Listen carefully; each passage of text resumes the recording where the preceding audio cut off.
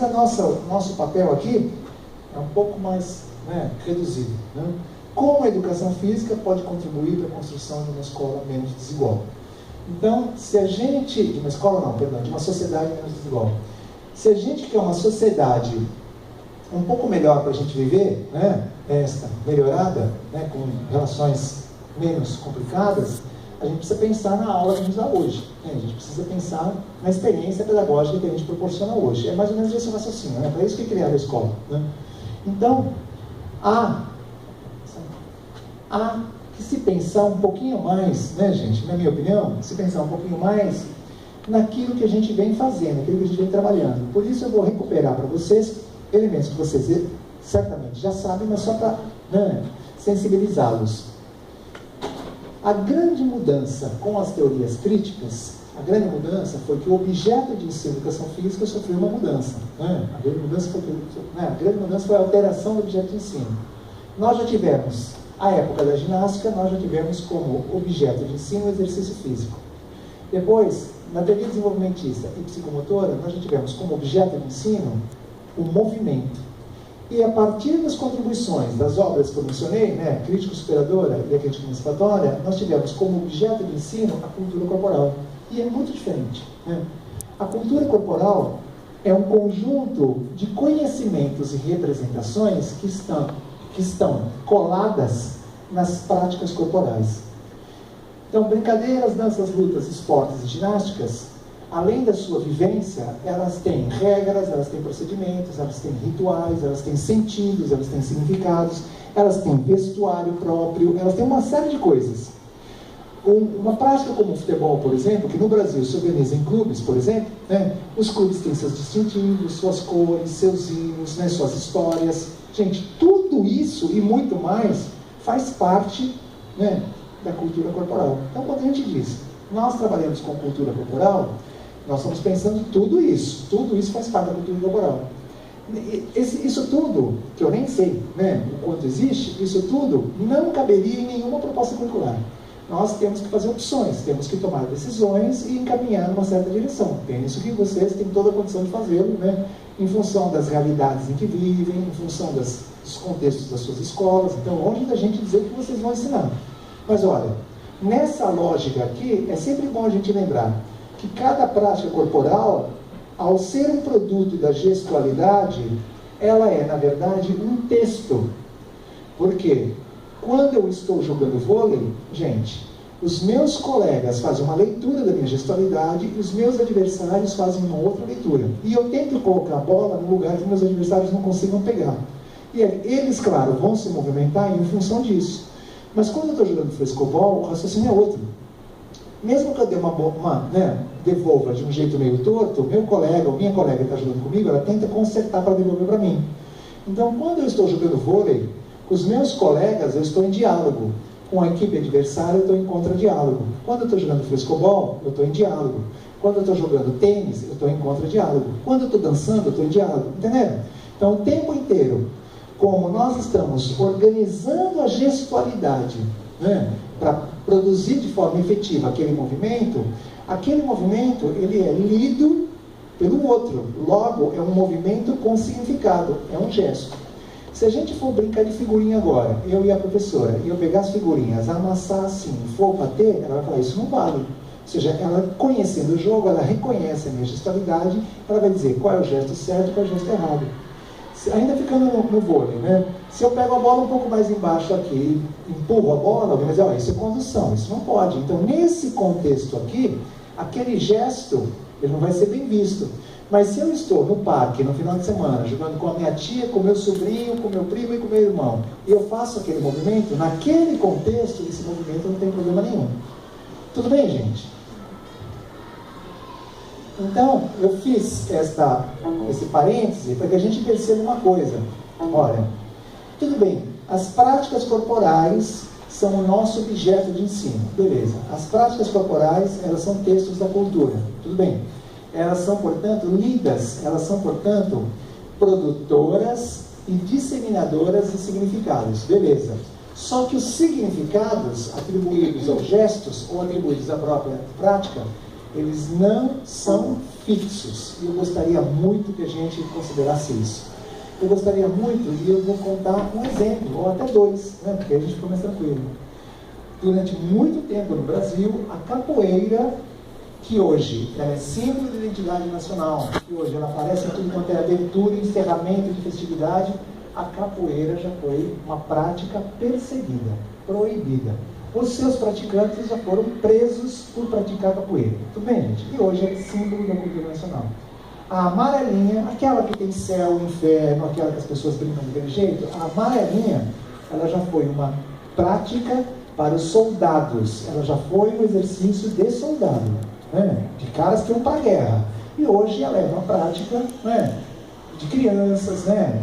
Uma prática mais popular. Então, para a gente perceber, gente, pipa já foi um instrumento de guerra, bélico. Pipa foi inventado na China para usar como instrumento de guerra, né?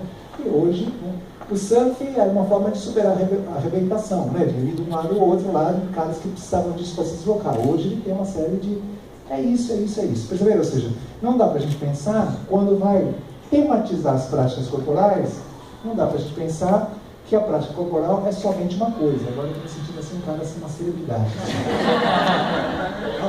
Eu já era oficial, eu não pude te atrapalhar para falar, porque você não... Nossa, desculpa. Eu disse que mereci você fotografar, para mim é muito. Do que você está falando? Né? Porque existe uma maneira de entender cultura, que é aquilo que alguém produziu, que é importante, que todo mundo precisa saber. Nós colocamos aqui o apóstrofe, e falamos, olha, nós estamos entendendo cultura aqui, né, gente, na pós-modernidade, como esse campo de lutas, né, como essa coisa que as coisas não são definidas, como essa coisa que não existe uma cultura melhor que a outra. Cara, para pensar, né, porque a Prefeitura de São Paulo há mais de 20 anos tem um projeto xadrez nas escolas. Quando você vai falar com as pessoas que dão essas aulas, eles falam um discurso, gente, assim, olha, que trabalha o raciocínio, que é bom para o cara aprender matemática, é um tipo de posicionamento.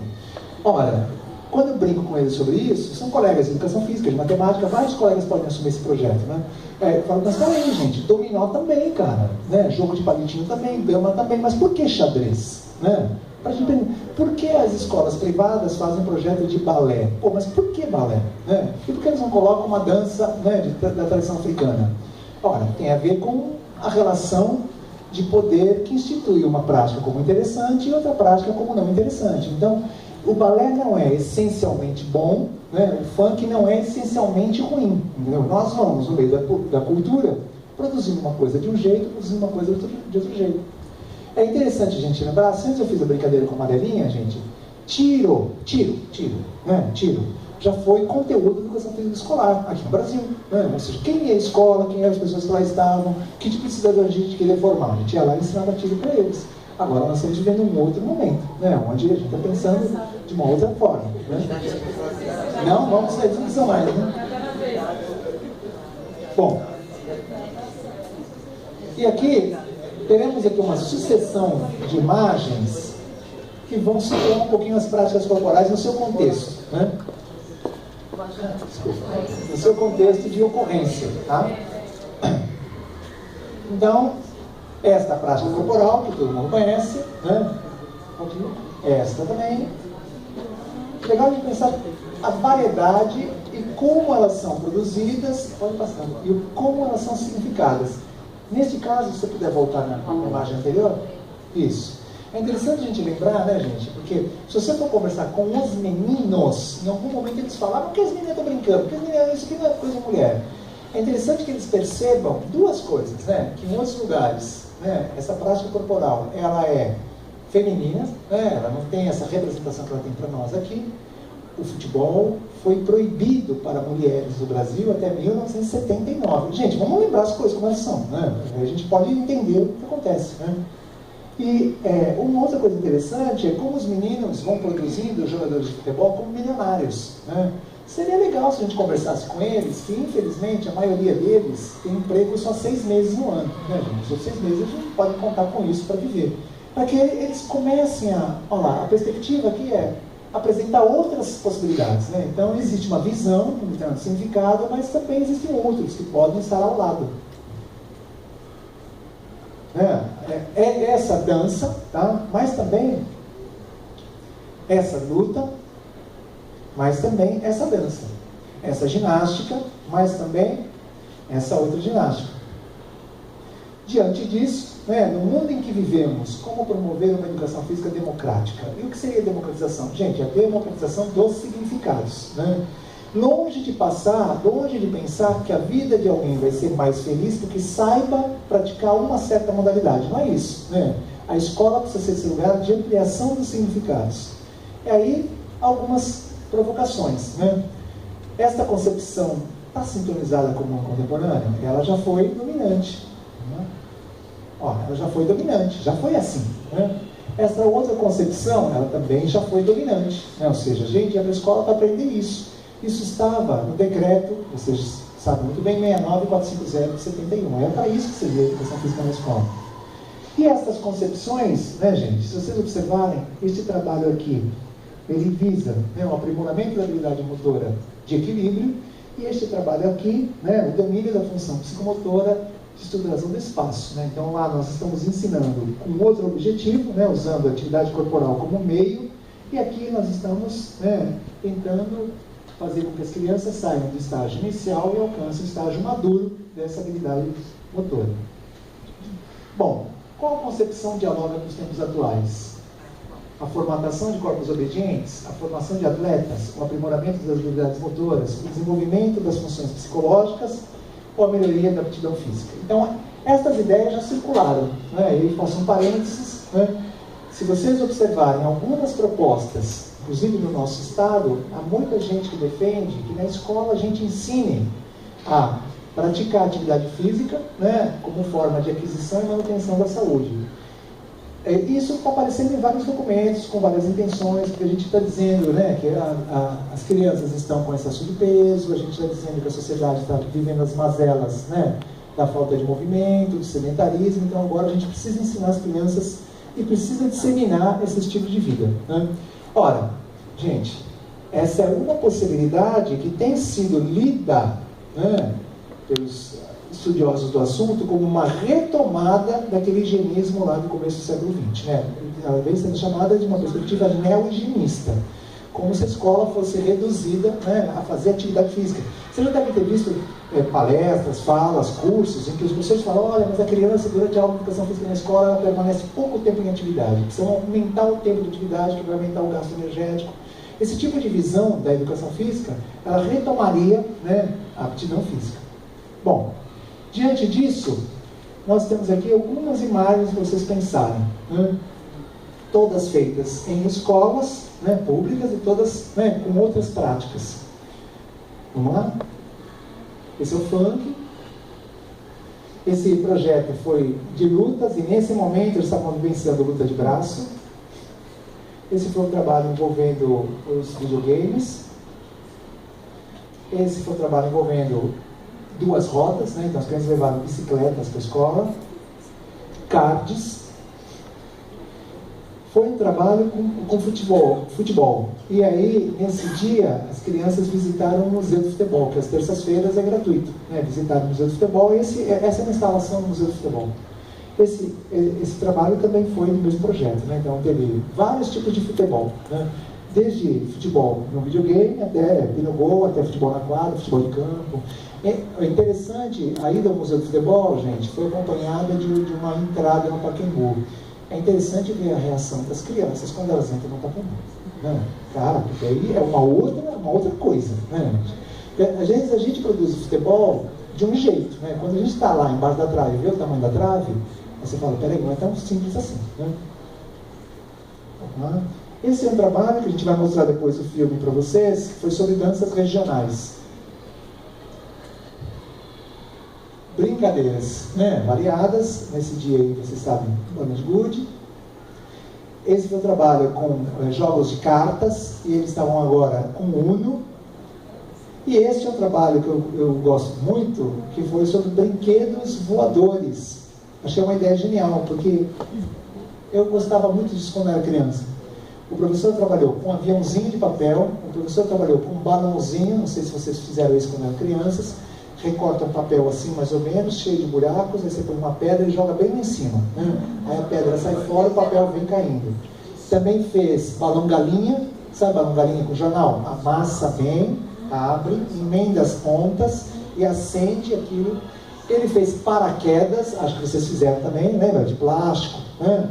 Pipa e bumerangue. Então, vários brinquedos, né, voadores. Tem tudo na internet para montar essas coisas. Esse foi o trabalho com ginásticas ao redor da escola, e aparece lá, tem um centro da prefeitura, que eles têm lá trabalho de yoga. E aqui, nesse dia, eles estavam desenvolvendo uma experiência de yoga, estudaram um pouquinho as posições, né, as posturas, não as posições, as posturas, e é um trabalho com o 9º ano do ensino fundamental. Esse é um trabalho com lutas. Um aluno do 9º ano estava ensinando para os meninos do 5º ano alguns movimentos Muay Thai.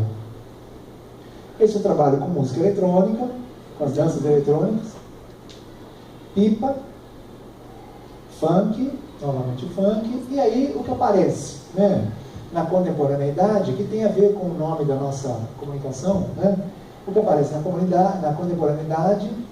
O grande desafio é desenvolver um currículo sensível à diversidade cultural corporal e comprometido com a formação de identidades democráticas. Por que isso é importante? Gente, porque na medida em que nós reconhecermos que existe uma grande diversidade cultural corporal, nós tendemos a situar as pessoas que praticam, as pessoas que representam, como sujeitos da cultura.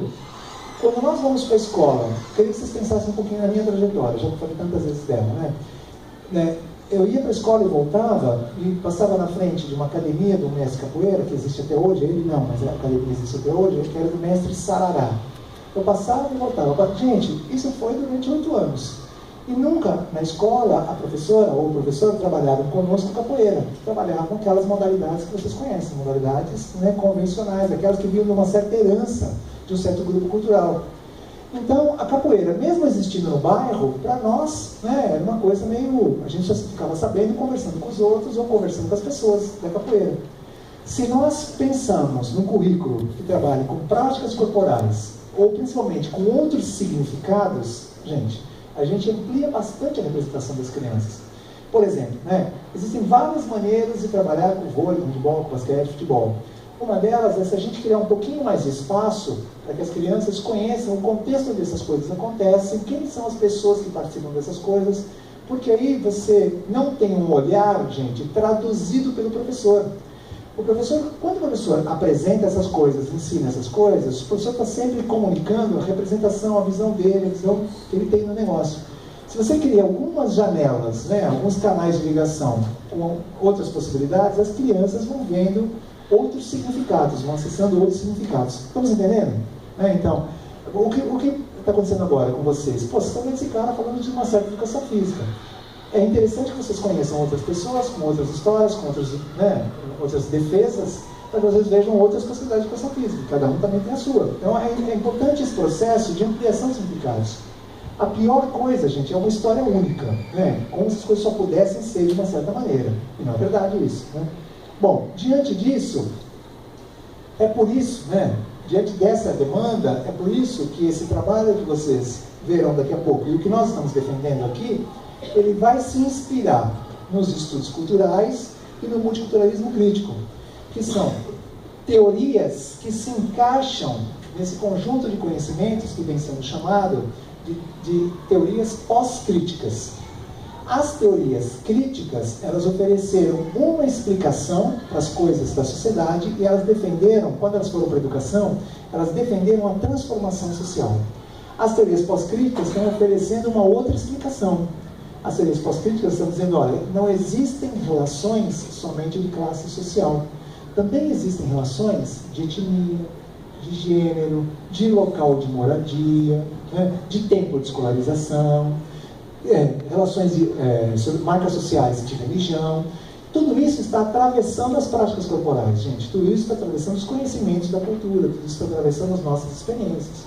Ou vocês vão me dizer que é a mesma coisa trabalhar numa escola central e numa escola mais afastada. Não é. As pessoas são diferentes, pensam coisas diferentes, têm vidas diferentes, e essas teorias levam isso um pouco em consideração.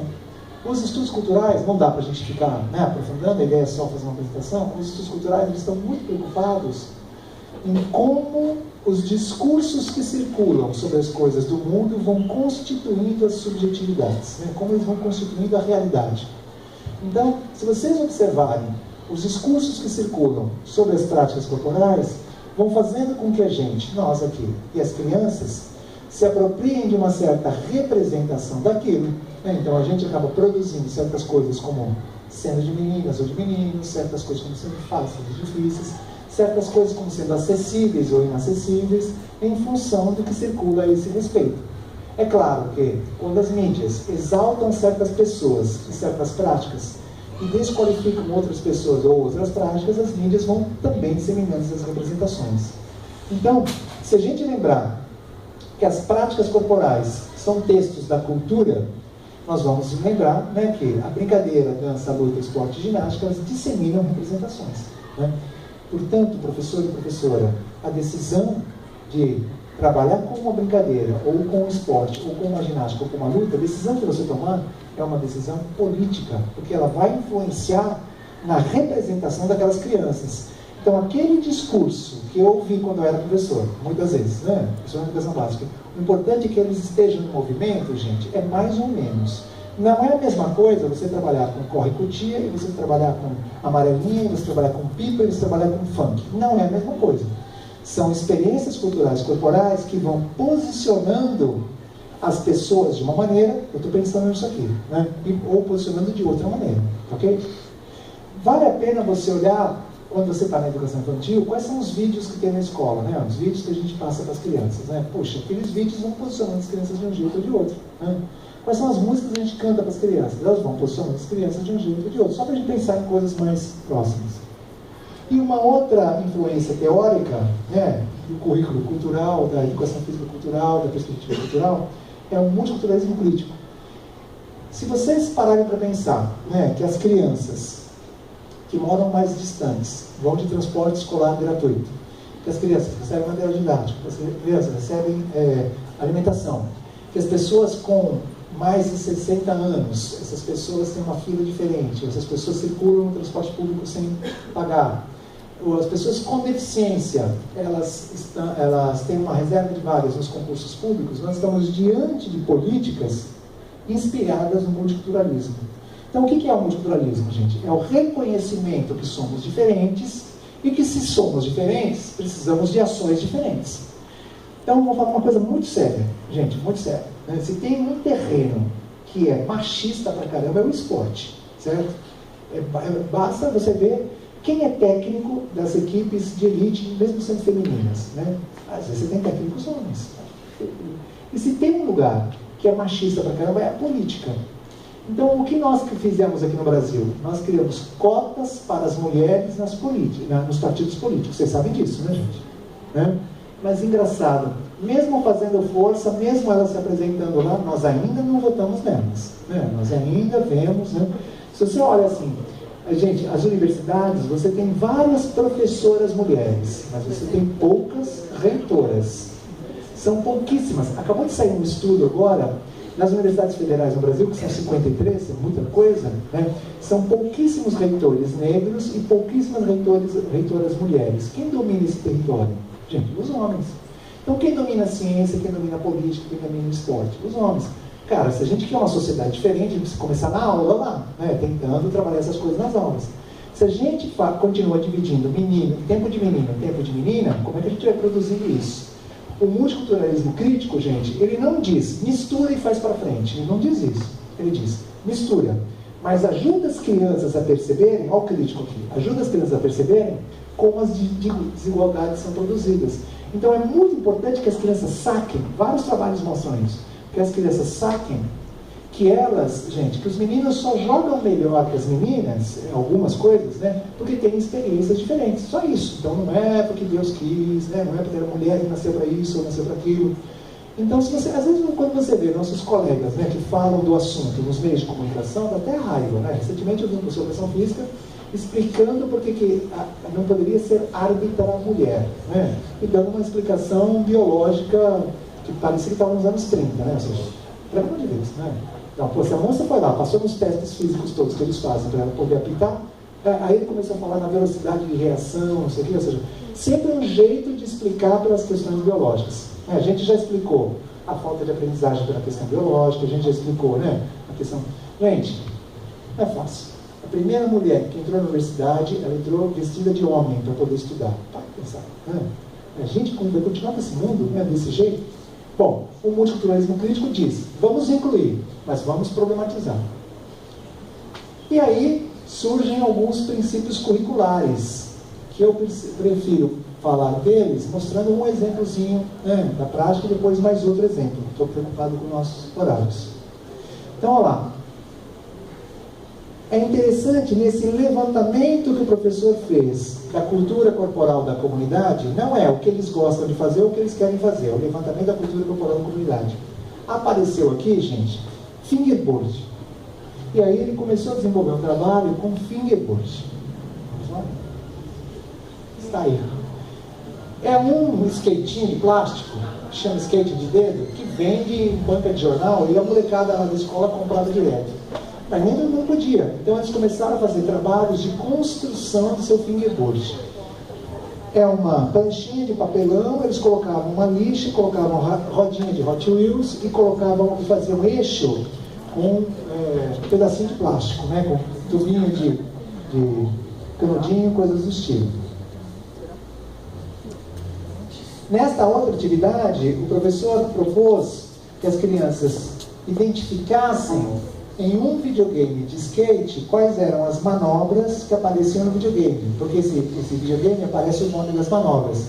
Então as crianças começaram com o fingerboard, começaram a estudar skate, começaram com o fingerboard, foram para o estudo de skate, conheceram as manobras de skate. As crianças também,